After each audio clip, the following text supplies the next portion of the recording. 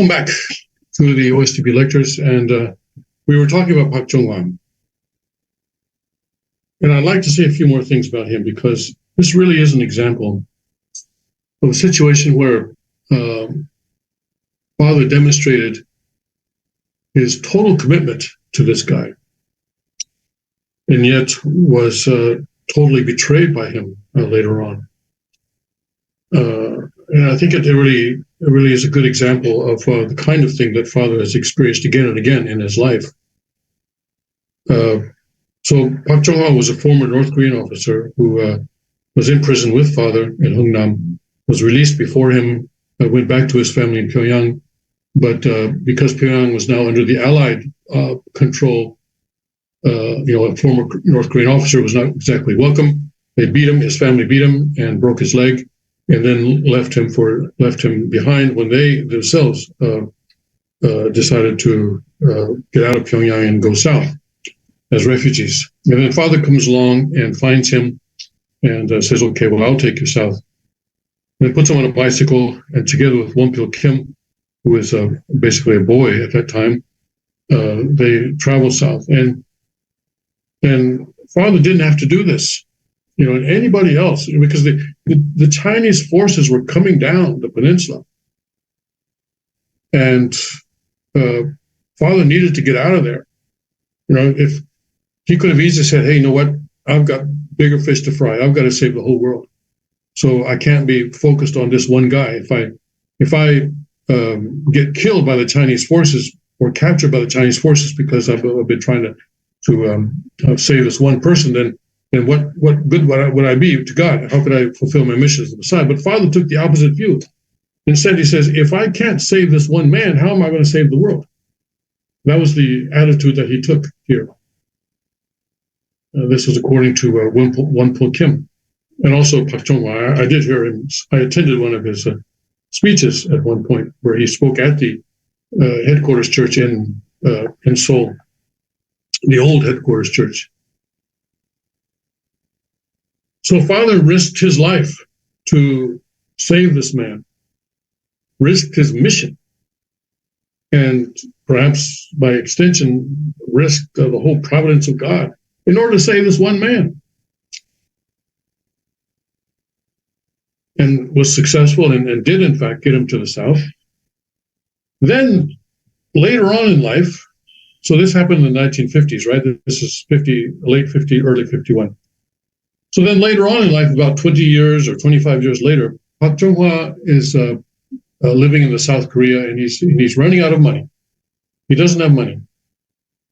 So what he does is he writes a manuscript, and he takes it to a group of people who are committed to destroying Father's mission and committed to destroying the Unification Church. And he sells this manuscript to them. And they publish it in a book form under the title of The Tragedy of the Six Marys. This guy is the one who came up with that term, that phrase, Six Marys. It didn't exist before the publication of that book. And he was out of money, and so he wrote this manuscript according to, he told me, okay? What he told me. He was out of money, so he published this or he wrote this manuscript, and he sold it to this group that he knew were, in great opposition and committed to destroying the Unification Church and Father's work. They were sort of an anti-cult organization, basically. And then later, he recanted later, and he published another book. And in the second book, the title of the second book was "I Am a Betrayer." And that book, he said everything in the first book was a lie. And this is when he came to the headquarters church in Seoul, and he spoke to me and some other sort of Western members who were living in Korea at the time.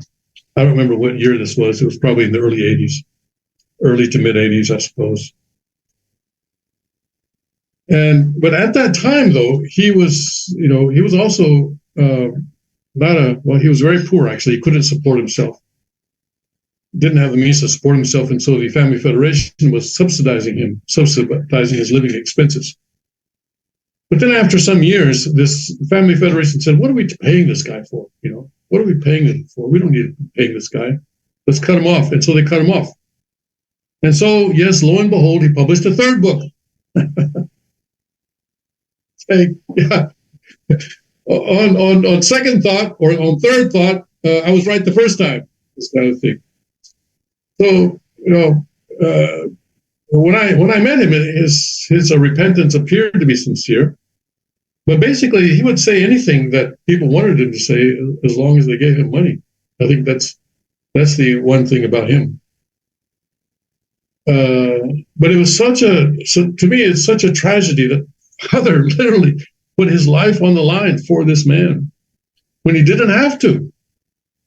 Didn't have to. Father would have, everyone, we would have all understood Father if he left this guy behind, which his own family did, all right? His own family left him behind.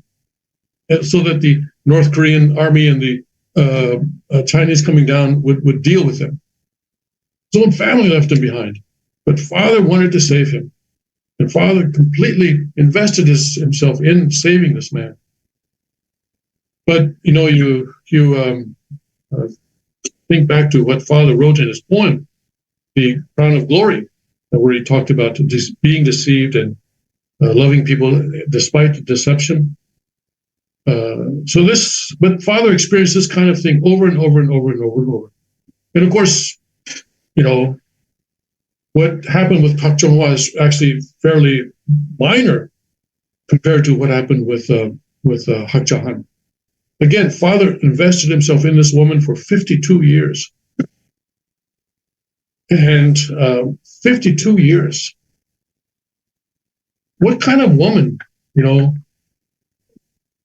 deceives a man who has loved her for 52 years, who gave her everything for 52 years? I don't know. This is why, I said previously that I really don't know if she is herself or if she's being controlled by some other force, namely Lucifer. I don't know. I honestly don't know. But it is hard for me to resolve in my own mind. How could she be saying the things that she's saying, and how she could be doing the things that she's doing? When I try to see what she's doing now, and I compare that to what I saw with my own eyes back in the early days, I joined in 74, so I first saw her, I suppose, in 74, and then many times after that, when Father would speak, she would be on the stage there, sitting in the background and sitting in the back of the stage, and apparently taking copious notes.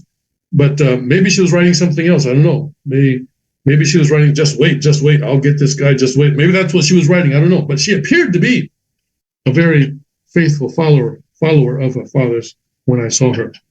But then later it just completely deceived him and completely ripping up, doing everything that she can to rip up everything that he has done. All right. So anyway, so that's what I wanted to say about Pak Chung-hwa. I think it's fair to say that